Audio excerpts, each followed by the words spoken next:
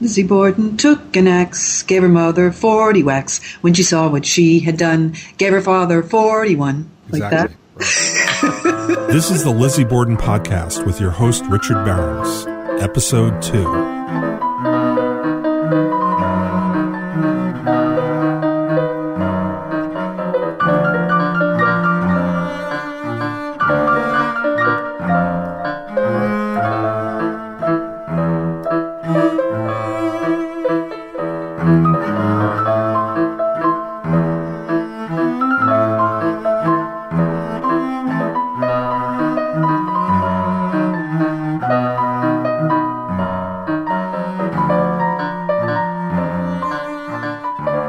Welcome to the Lizzie Borden Podcast, a Nine Muses Books production, Episode 2, Sarah Miller on the Borden Murders.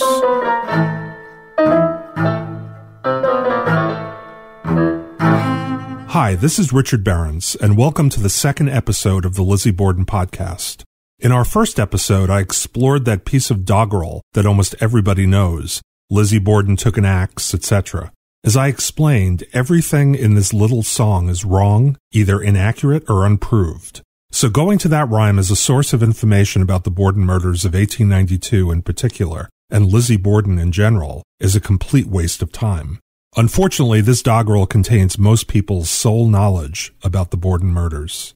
So what I've decided to do in the early episodes of this podcast is to lay out the known facts of Lizzie Borden's life and times, as well as the murders, the investigation, and the trial. This will amount to a beginner's guide to Lizzie Borden, or as I call it, a Lizzie Borden primer.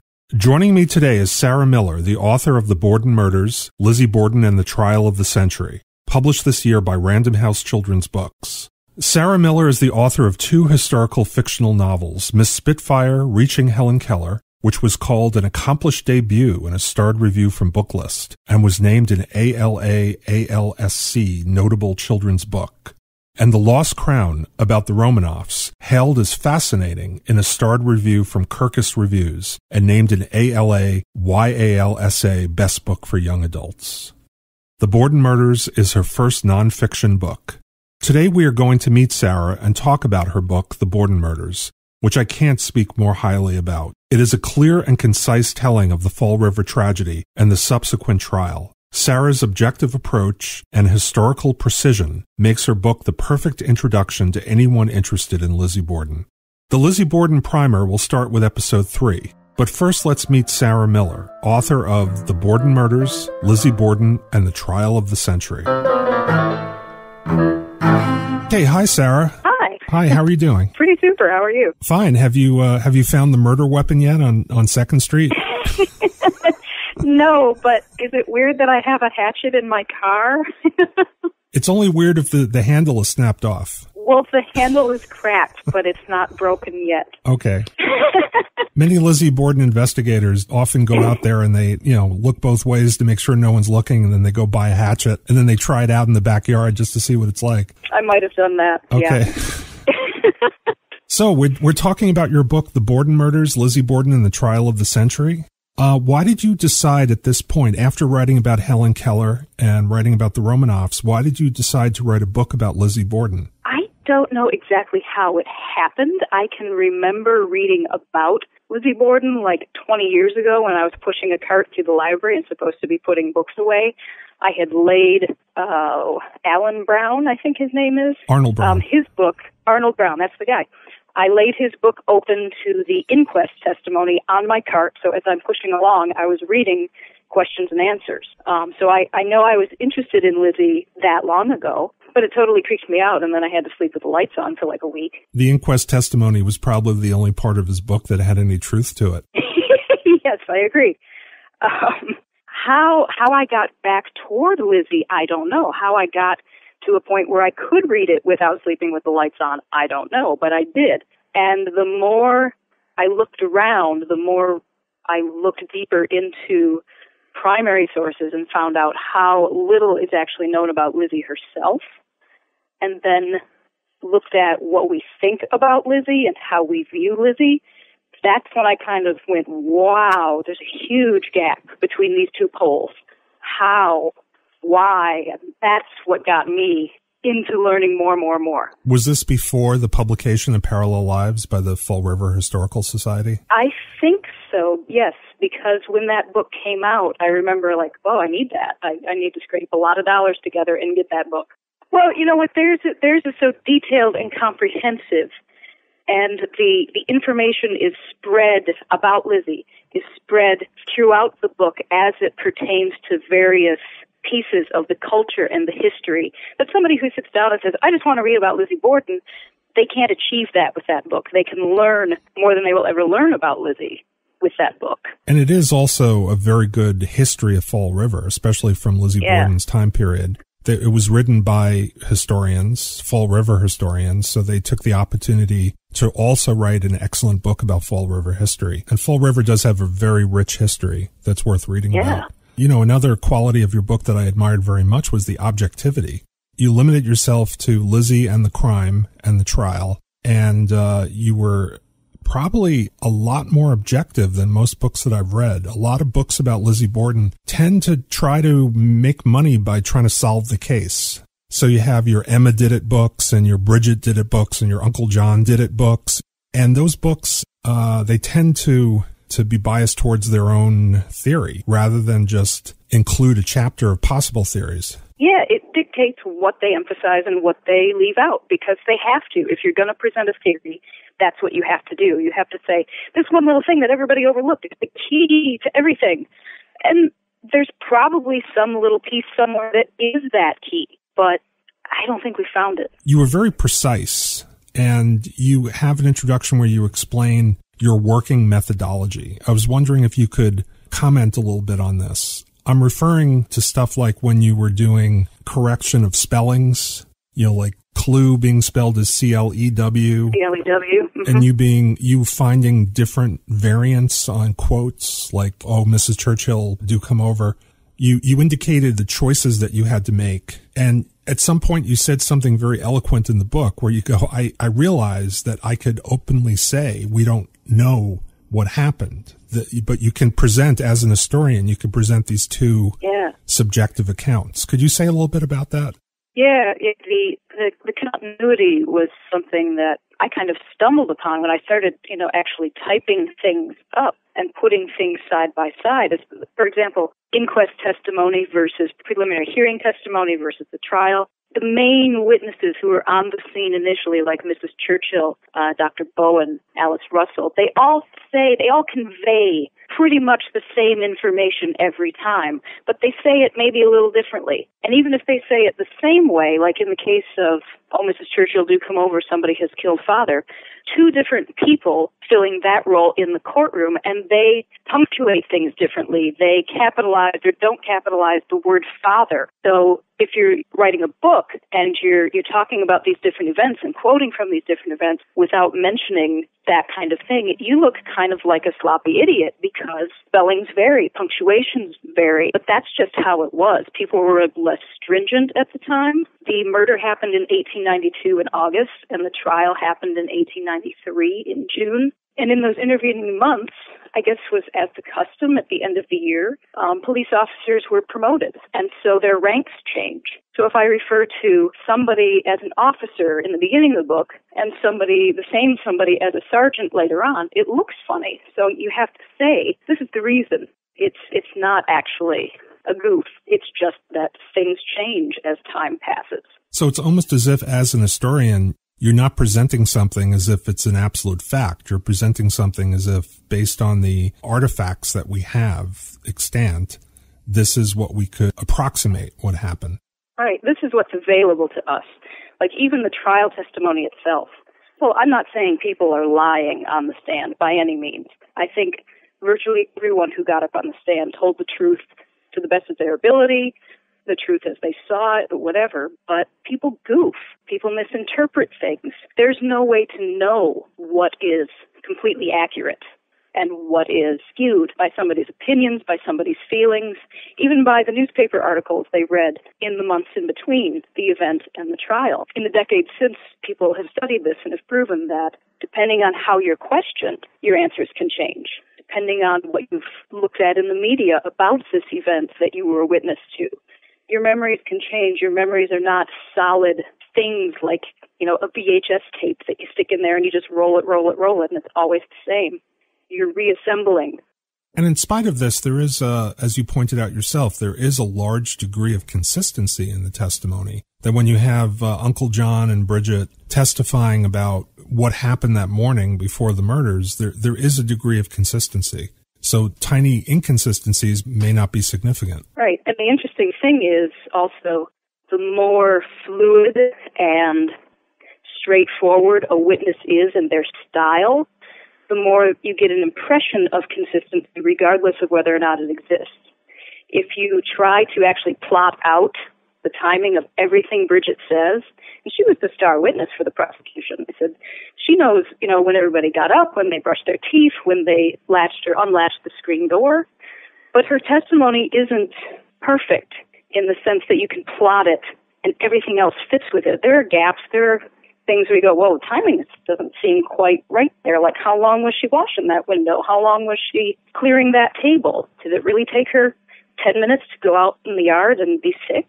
Because of the way that she delivered that information, people took it as the bedrock of the events of that day. I'm aware that half of the inquest testimony is missing. Yes. Yeah, the half that's missing includes Lizzie Borden's only time that she testified under oath, and that fortunately was printed in a newspaper, and that's how we have it. But the rest of the testimony that's in that half of the inquest is missing, and that's unfortunate because that was done within a week of the actual murders. That's when people's memories would have been the most fresh. Right. That's like the primary source of all, and it's gone. And Bridget's testimony is gone. And in Bridget's case, there is no newspaper to reconstruct from. But fortunately, the prosecutor, Knowlton, said somewhere, I think he was writing maybe to the Attorney General, said he considered her preliminary hearing testimony virtually identical to what she'd said at the inquest. So, that's the best we've got. And if he felt that way, like, all right, I guess I'm going to trust him, even though he was on the side of the courtroom that I probably would not choose to sit on if I could go there. I believe he was an honorable man, so I trust his word. I'm really persnickety. I want to get it right. I want to tell you what we know for sure and let you decide. That was my whole outlook for this book. And there were times when looking at conflicting information, especially in the newspapers, where I thought, I don't know, and I'd get all in a bind, like, I don't know which one to put, and it would dawn on me, I don't have to say, this is the truth and this is the baloney.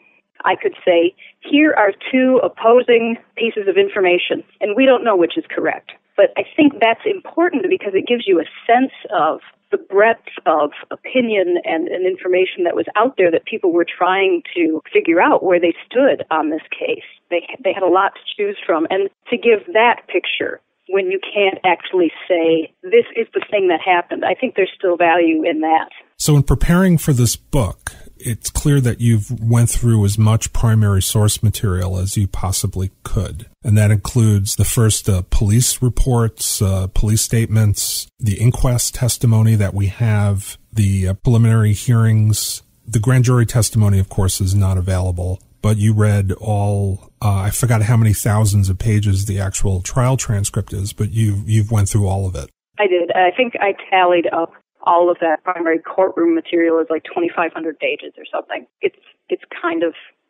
awful to sit there and do it. But I did, because it quickly became clear to me when I started looking at the newspapers, like, this is hooey.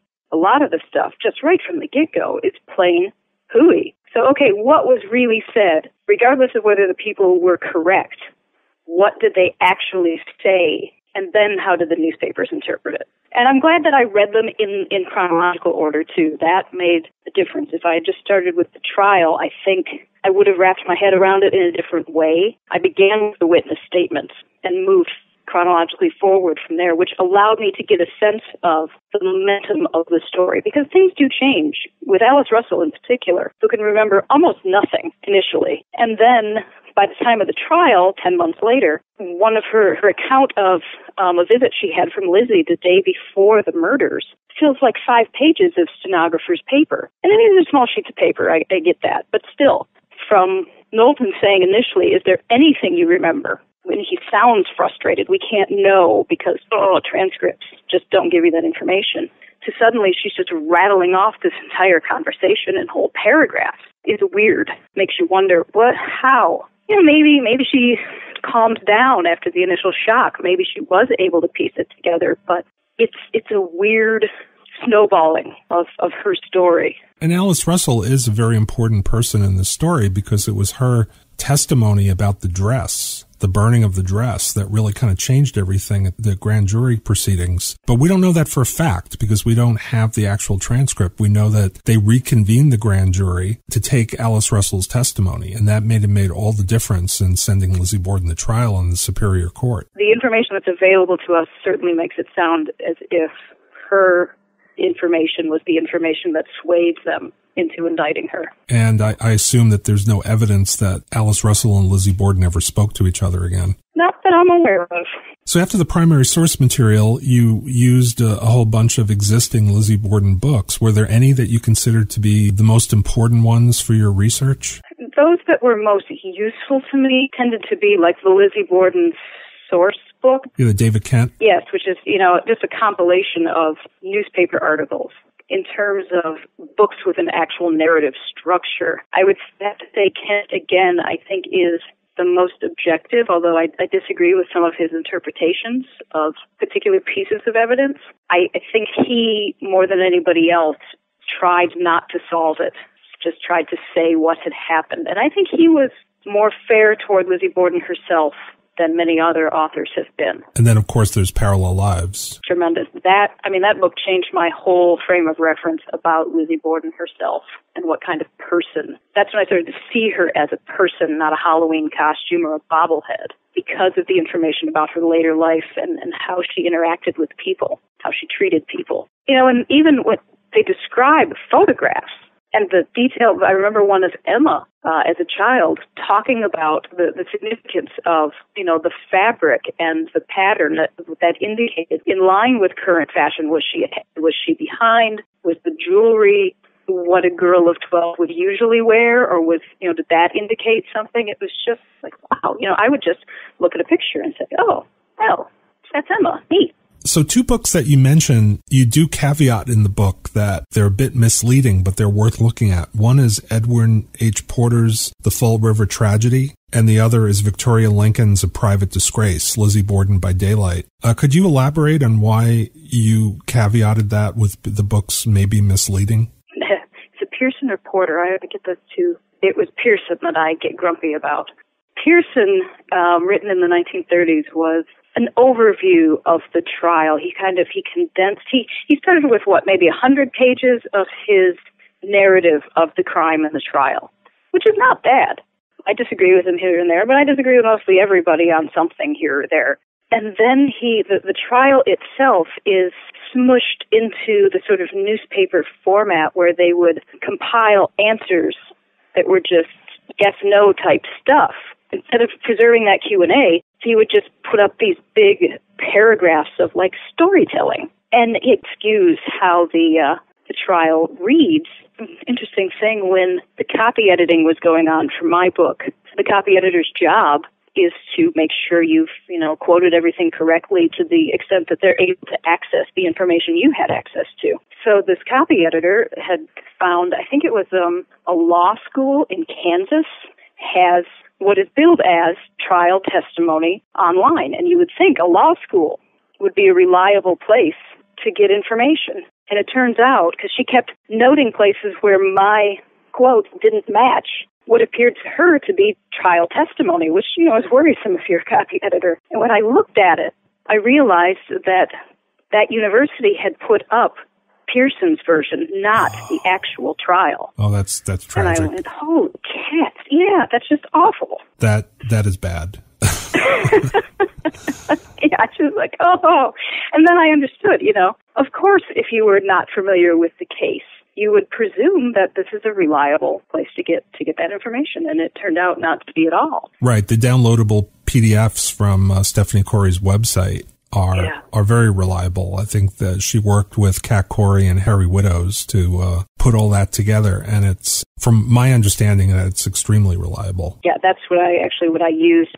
And when I think about how it used to be to research something like this, you would have to turn every page of paper with your hand and skim with your own eyeballs, find the detail that you needed. Whereas with these PDFs, I could type in swordfish, and it would bring up swordfish instantly, which was magical and saved, I can't imagine how much time. How would you even begin to track all of that information in a pre-digital format? Well, I met Harry Widows once, and I asked him that, and his only answer was,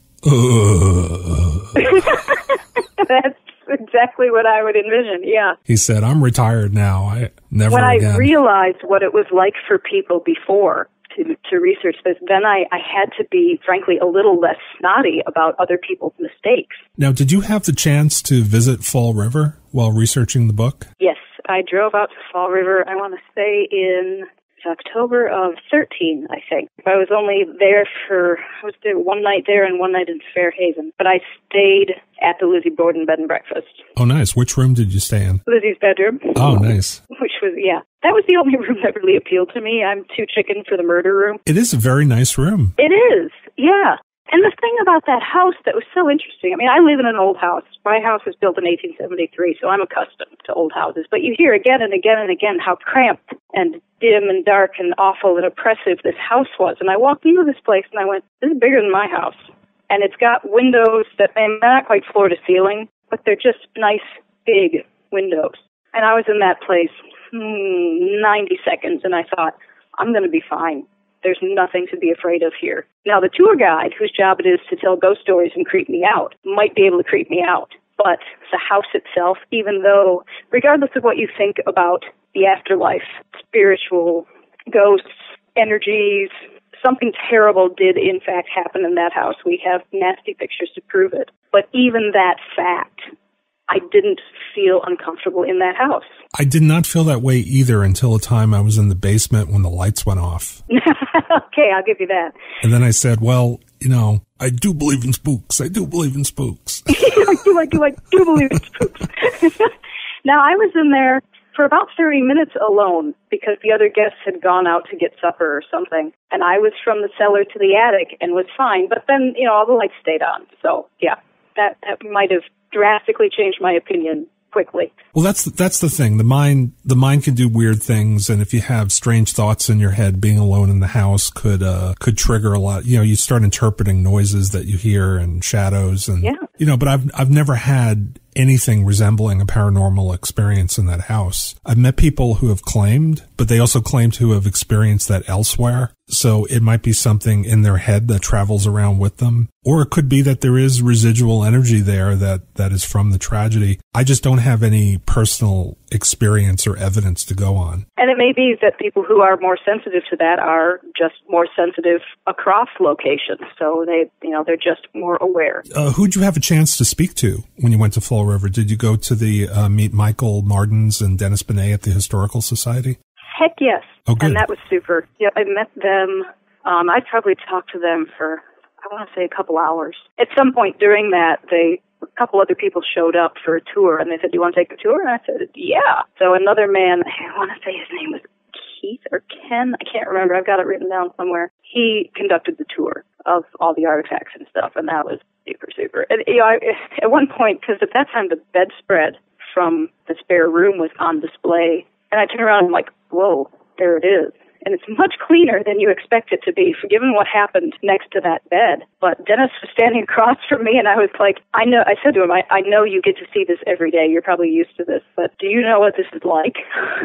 Turn around, and there is this thing. And this is the first time it's been on display, and probably since the event happened, or the trial at least. Forgive the goriness, but it is literally saturated in history. And they have her hair braid that was found on it.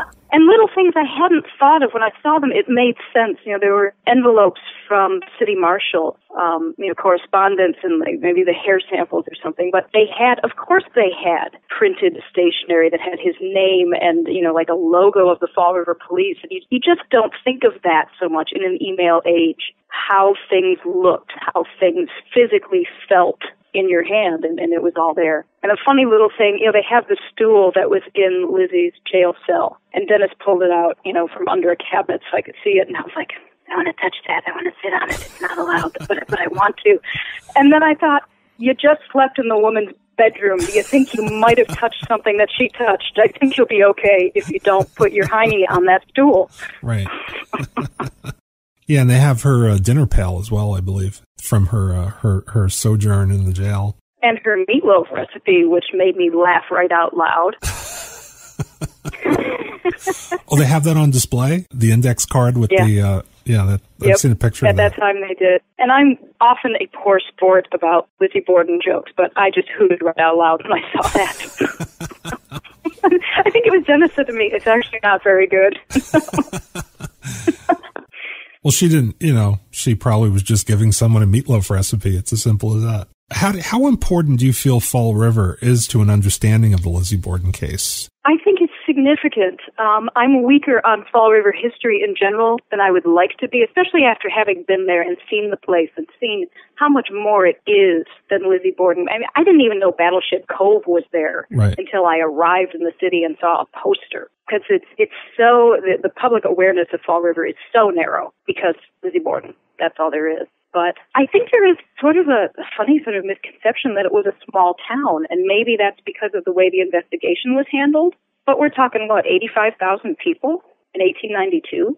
It was a very large town for that time, yeah. In the decade previous to the murders, the Borden murders, there was a big explosion of new textile mills and new businesses in Fall River. So it was, in Lizzie Borden's lifetime as an adult, the city itself was growing exponentially and was undergoing like a second growth of industry. Well, and how stratified the society was. There were the very, very rich, people who owned the mills, and the very, very unrich who worked in them. And Lizzie's sort of in a funny position in between them because of where she lived, as opposed to where they could have afforded to live. They were living so modestly that it just sort of put her in a sort of no man's land, I think. Yeah, she did a lot of work for her church and for various organizations, but she never really had a job or a career. No, and she had no need to financially. And I don't know for a woman of that time and that place, what would have been available to her? She was kind of too well off to be a teacher. What else would there have been? Marriage. Yeah. But there's no hint that she was ever courted by anybody or that she ever took an interest in anybody. No. And I did ask at the Historical Society, I asked Michael and Dennis, was there any indication either way, positive or negative, that either of the Borden girls desired to be married? And they said, no, there is no indication. So we really do not know why they were not married. If that was by choice, by circumstance, were they content with that situation or were they not? We have no indication whatsoever. Or whether Andrew had any influence on that in dissuading people or negatively reinforcing anybody from wanting to take an interest in them? Because the prevailing opinion nowadays is, well, if a woman at that time wasn't married, there had to be a reason. No, I don't know. Yeah, one other very important aspect of your book, I think, is a lot of the careful way in you dealt with a lot of the legends surrounding Lizzie Borden. The urban legends, all the myths, like the myth of Andrew Borden. That was really what I had the most fun with, was looking at those myths. Yeah, Andrew Borden being the wealthiest man in town, the stingiest man in town, being a child abuser, a wife abuser, the fact that there are no real hallways separating the rooms in the house was due to his stinginess rather than due to the original design of the house before he bought it. Yeah, there's no hallways in my house. What does that mean? Well, I think the consensus is that when he bought 92 2nd Street, he actually opened it up. Yeah, he sure did. He knocked down a couple of walls. He rearranged things. He made it cozier. He made it less cramped. Now, you mention it in a sidebar. You have very good sidebars in your books. I found some material in your book that I'd never encountered before. And one of them, yeah, well, you did an excellent job. There's something in your book where you mention that they were considering a move to the Hill, or there was actually a real estate agent who was acting on for Andrew Borden, actually looking for a house on the Hill. Yep. Do you remember where you got that from? I first heard that in a telephone conversation with Michael Martin. He mentioned that, and if I recall correctly, that information he had found, I think, in Jennings' journals, which they had recently acquired. It came up again while I was in Fall River in person. And then I found it also in Lizzie's jailhouse interview with Kate Swan McGurk, I think was the reporter's name. It was a woman that she had known from her charity work, and she was, I believe, the only reporter that Lizzie was willing to speak to while she was incarcerated. And that reporter brought that fact up, which, in a newspaper interview, especially one with Lizzie herself, given how full of baloney the newspapers were, you really have to think, So if I hadn't heard that information also at the Historical Society in Fall River, I might have dismissed it. Right. And you also mentioned information about how Andrew did have desires to upgrade his house, yes, but the girls were concerned about having to rip up the floorboards for the piping. Yeah, and Parallel Lives is very good about that, too. They point out, here is when running water became available in the city, and here is when Andrew Borden hooked up his businesses and his home. Now, he didn't include the second floor in his plumbing, but okay. He took advantage of that luxury very quickly. Not only at home, but with his businesses. Gas lights, he wasn't quite so keen on, apparently. But again, Parallel Lives points out that was not unusual. People were uncomfortable initially with gas lights, as we would be now when you think about, fire. Here's a lamp with fire in it that's connected to a city line rather than just a kerosene lamp. People were more comfortable with kerosene lamps, probably because they had control over them. Yeah, same thing with electricity, because we know that at that time, that Martins and Binet were very good at pointing out that at that time, electricity was available and parts of the city were being electrified, but it certainly wasn't something that had become common in domestic houses. If Andrew Borden did not have electricity in his house, it was not out of the ordinary. It didn't make him an Ebenezer Scrooge by not putting electric lights in his house. And I get a kick out of comparing Mr. Borden to my grandpa. My grandpa on my dad's side just died last year. He was 100 years old. He was born in Nebraska in 1915. He was one of, I believe, six brothers. His father died when he was very young. So here's his mother trying to run a farm with 6 boys, which is good because, you've got boys to help out. When they killed a chicken, everybody had like a designated piece of the chicken that was theirs to eat. And Grandpa's was the head, And this man, last year was still wearing garments that I recognized from my childhood because they were still serviceable garments. So there was no reason for him to discard them. He was not interested in fashion, but he wasn't stingy by any means. He was quite generous. He would take the whole family out. Hey, let's go to the ice cream parlor. Big, fancy ice cream parlor with great big dishes of stuff, But that's not something that's ever going to find its way into a written source. If somebody looks up Vern Miller, they're not going to find the parlor in Jackson, Michigan. When you look at, there are people who have dug into Andrew Borden and taken, for example, Emma's records away at the young ladies' seminary and discovered that he paid for small luxuries for her. He paid for carpets in her bedroom, which were extra. There was some type of lesson, I can't remember if it was music or language, that required extra books. It was extra cost for that tuition, and he paid that for her. So although he wouldn't treat himself to luxuries, he would treat his family. And when you think about Lizzie went overseas for, what was it, weeks and weeks. 19 weeks, Yeah, she didn't pay for that out of her pocket. He paid for that. That was, the timing indicates that it was probably her 30th birthday present. I think Andrew Borden's behavior in business is what made that reputation. Maybe not the way he was with his family, even though the fact that he might have been killed by a family member led to speculations on how cruel and abusive he was in his private life. Yeah. Well, and everything, when 2 people turn up dead in the sort of spectacular fashion that Andrew and Abby Borden turn up dead, everything becomes significant suddenly. Yes. And when there's so little information available, in addition to that, everything becomes significant. I remember, when I was researching the Romanovs, I remember coming across some information that Grand Duchess Maria, who's the 3rd daughter of the Tsar, had read this book called The Rosary. She mentioned it, too, in a letter to her father. Oh, I read this book. I liked it. And once that information comes out among the superfans, it then becomes Grand Duchess Maria's favorite book. I'm like, that's not what she said. All we know is that she read it. But because there's no other information about books that person read, we elevate it. Well, I applaud you for what you've done in your book, which is to navigate through all these myths and all these half legends and all the trial testimony and everything to try to piece together a comprehensive story where you not only present it in an eloquent, entertaining way that kind of reads like a novel, but also everything is documented, everything is fact-checked, and you are openly honest about the things that we don't know and that may or may not be true. And in regard to the legends of Lizzie Borden, the legends of Andrew Borden, you did a great job in presenting what we currently know about these people and their lifestyle. Well, Thank you. I mean, that is exactly what I wanted to do. And it was not actually always easy to be objective because I do have opinions. And so I could feel myself, when I was recording information or imparting information that aligned with what I believe, there would be this sort of nagging voice saying, okay, now you have to present the other side too. And then, another little layer is I was trying not to try too hard to present that other side. Because I know what I believe, am I giving too much emphasis to the other side in order to disguise and maintain my objectivity? Am I actually skewing too far in the other direction? I think a book that has as its goal objectivity, the best you could do is have a chapter about what people's theories are and present the theories factually, saying in this book, this author believes this, and not present it as fact, not present it as your own theory, right. Not present it as something that you're debunking because you have a theory of your own. I think your book is fine without a chapter like that.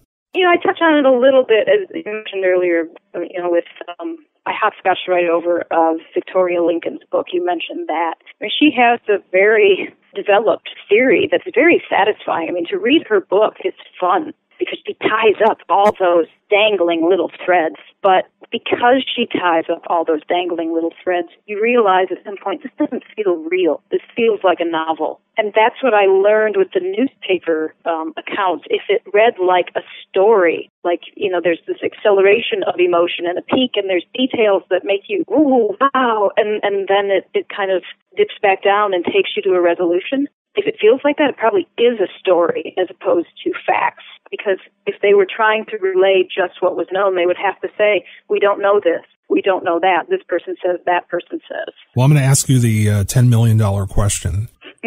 Do you think Lizzie Borden was guilty or innocent?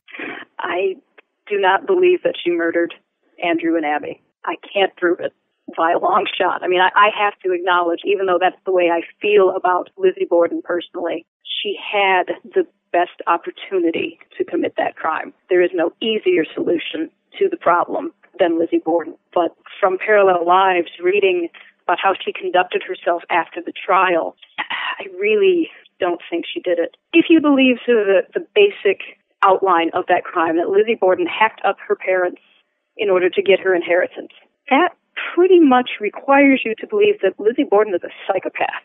That is a psychopathic motive, because these people, they weren't young, they weren't terribly elderly, but she didn't have to wait long. Unless there was a will that we didn't know about, if they were going to get disinherited or something, like there's really no good reason not to just sit tight for another few years and get your money. She had the equivalent of, I would say, about $74,000 in her own bank account at the time of the murders. But after the trial, she lives very quietly. She does indulge herself. She had expensive tastes. I mean, there's no way around that. She enjoyed jewelry. She enjoyed fine clothes. She liked to go to the theater. The house that she and Emma bought after the murder was bigger. It wasn't vastly larger. I think it was about 500 square feet larger. They could decorate it in their style.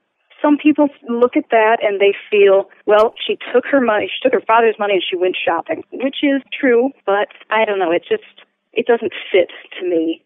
She also donated to charities like the Animal Rescue League. And she did so very quietly. I found out through Parallel Lives that she was even into horse rescue. All the horses, when automobiles came out, all these horses started getting abandoned and abused, and there was a big charitable effort to rescue these horses and take care of them. And for the first time ever, I found out Lizzie Borden owned horses. There were other little things, like she bought books for the poor. There was one bookseller in town who wouldn't stock, it was, I think, in the 1920s, maybe. Anyway, wouldn't stock an early book on the case because he thought so well of Miss Borden. She bought groceries for pensioners who were not well off. Not staples. She wasn't buying flour and cornmeal. She was buying little luxuries, butter and sugar. Did these people know that Lizzie Borden was their benefactor? Probably not. She was loaning her car to invalids and shut-ins.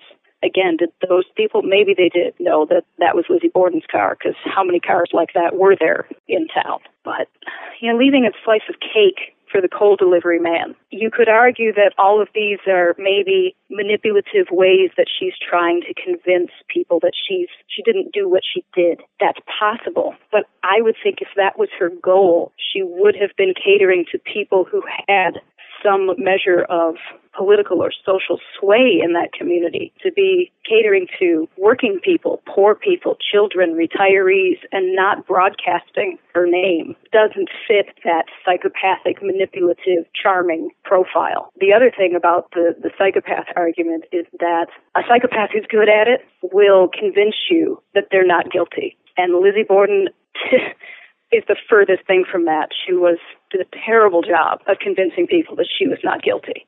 When you look at sort of the profile for psychopathic behavior following a crime, and I say this clearly saying I don't think Bridget Sullivan was a psychopath or that she committed the murders. But in terms of behavior immediately following the crime, the person most likely to be a psychopath is Bridget, because she's reacting the way we want people to react. She's nervous, scared, all sort of shook up, but her testimony is very clear, very fluid, very consistent. And that's what a perpetrator is more likely to do because they've practiced their story. Where Lizzie, who is viewed as sort of cold and non-reactive, she stirs up more suspicion because we know that's the inside of a psychopath. That's what we should be scared of. But the trouble with that type of person is they're so adept at disguising it. And Lizzie was not the least bit adept at disguising herself. That's true. That's true, especially the inquest testimony. I know that she had a dose of morphine in her when she was on the stand, but at the same time, her waffling on things, her self-contradicting, all that was consistent with a person who was innocent and trying to remember what happened that day. Yeah. But that testimony is just an absolute mess, no matter which side of the divide you stand on. If you read only that testimony, even I have to say, that lady is guilty because it's so messy. It's just even beyond stumbling to cover your tracks. It's like you've never even thought about leaving tracks, much less covering them. There was a number of people who, for whatever reason, they believe Lizzie Borden is guilty. And I think that they're the ones who tend to emphasize the myths about the kleptomania, the myths about the sexual abuse by her father, whatever bias confirmation they could find in any small detail that would say, that shows, it's almost as if in their need to believe that she was guilty, they also at the same time have to see her as a victim. Well, and that's the thing. I think that's part of the mythology of even Abby and Andrew, is if you're going to believe that this woman cut up her parents, you almost have to believe that they deserved it. You need a miserly father. You need a greedy stepmother so that you can stomach the idea of this happening. There have been many film versions of the Lizzie Borden story. One from the 1970s with Elizabeth Montgomery, The Legend of Lizzie Borden. Recently, there was a made-for-TV movie with Christina Ricci, and that was followed up by a television series. Where do you think these movies fit in with our understanding of Lizzie Borden? Clearly, they were made for entertainment. They were not meant for scholarship. To put it mildly. Do you feel that they enhance, they add, they take away? What's your general opinion about these movies? I'm a pretty poor sport. I have not seen the Elizabeth Montgomery movie. I probably should because that's for so many people, that's how they became aware of Lizzie Borden. I think they epitomize the pop culture thinking, the prevailing caricature of Lizzie Borden. I think the reason I'm such a poor sport is because they do her personally such a disservice. But like the Christina Ricci movie, I was kind of cautiously optimistic when I heard about that because I thought, Christina Ricci, man, if they paid for any kind of a script with some subtlety in it, boy, she could really do a great job. But they didn't. They just took every Borden myth known to man, threw it in a pot, and stirred it up. And, it is kind of fun to watch. I watched it. I yelled at the TV a little bit. But, she was real. She was a person. Andrew and Abby were people. And whatever happened on the 4th of August ruined / ended 3 lives. And Emma's too. And you can imagine that Bridget Sullivan wasn't profoundly affected by what happened in her place of employment. And I just feel like it trivializes a lot of those things. The book is marketed as a children's book. Schwartz and Wade is an imprint of Random House Children's Books. Was it your intention to start off doing a young adult book about Lizzie Borden? Yes. They have chosen to market it even a little younger than I'd envisioned, which surprised me a bit. But they had talked with librarians and their marketing team. The input they got was that, yes, you can go even a little younger with this. That's, to a large extent, why the book feels kind of streamlined, if you will, not going off on certain tangents, just keeping a very clear momentum, which in some ways is limiting because I couldn't put in all the stuff I wanted to put in that I thought was neat. But there's just not room for all of that. And you've got to make some concessions for people who are coming to this for the first time. And not only that, but at a young age, keep it clean. And even the violence itself, I do describe bloody, nasty things, but I don't dwell on them. I just say, this is how it appeared, and leave it at that, rather than really get in there and revel in it like the TV shows do. Well, in spite of what you just said, I think the resulting book is an excellent book for adults as well. True, it doesn't read like a full academic biography of Lizzie Borden. No, but that's a very select audience. How many people want to read an academic biography of Lizzie? Well, you and I do. Yes. Every time one comes out, it's like, give me one of them. But in spite of the limitations you just indicated, I think it's an excellent book I would recommend to people of any age. Well, and there's nothing about like the cover or whatever, except that it doesn't show, archival gory pictures. But there's really nothing about it to indicate this is a book for kids, stay away, grown-ups. As I'm working on it, it's not that often that I'm thinking of, will a kid get this? Maybe in some of the legal procedures that, they might not be familiar with. But on the whole, it's not tremendously different, what an adult would want to know about this case. It's streamlining. Right. You had a sidebar on the definitions of the different court proceedings. So what's the difference between an arraignment, an inquest, a preliminary hearing, a grand jury? Right. But I love that sidebar because it all became clear to me after years of reading about this. And it was helpful to me, too, to actually see why is this? Because it feels like, especially if you're reading all those pages and pages of primary sources, like, why are they doing this again? They said this. We've been over this. Oh,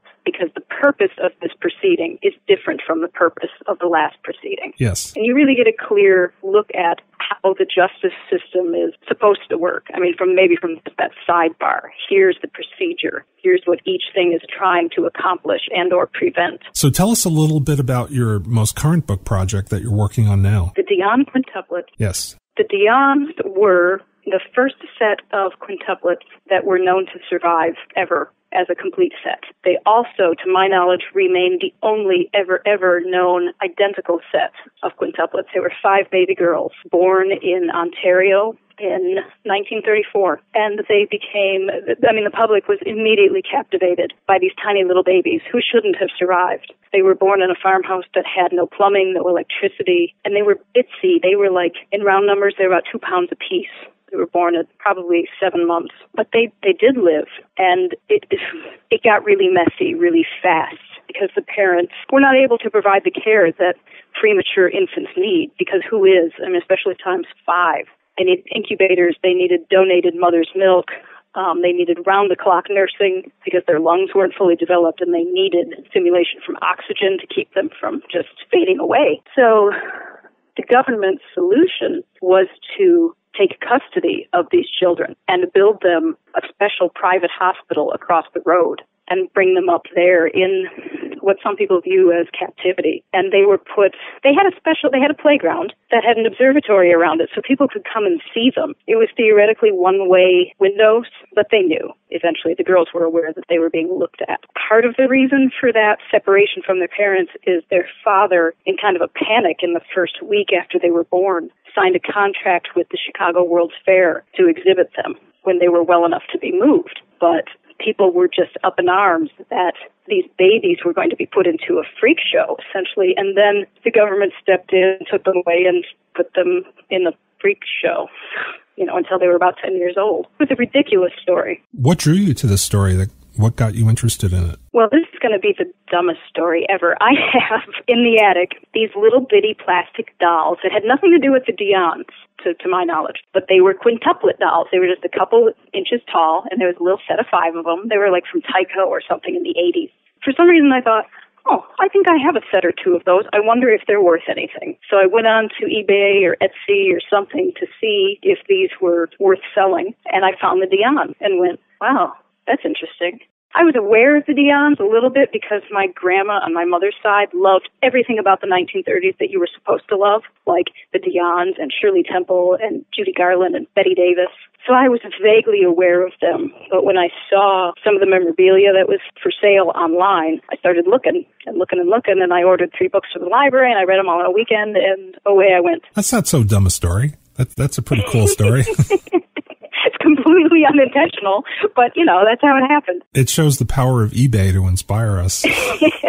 Are any of the Dions still alive today? There are 2 still living. Annette and Cecile just turned 82 over Memorial Day weekend. We've been talking to Sarah Miller, the author of The Borden Murders, Lizzie Borden and the Trial of the Century, published by Random House Children's Books. Sarah is the author of 2 novels, Miss Spitfire, Reaching Helen Keller, and The Lost Crown, a novel about the Romanovs.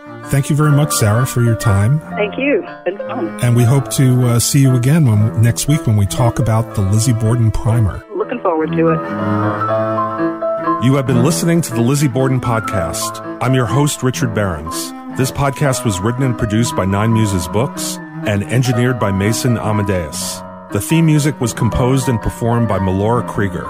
The Lizzie Borden Podcast is sponsored by Nine Muses Books and the Lizzie Borden Girl Detective Mystery Series. More information can be found at www.lizziebordenpodcast.com and www.lizziebordenGirlDetective.com.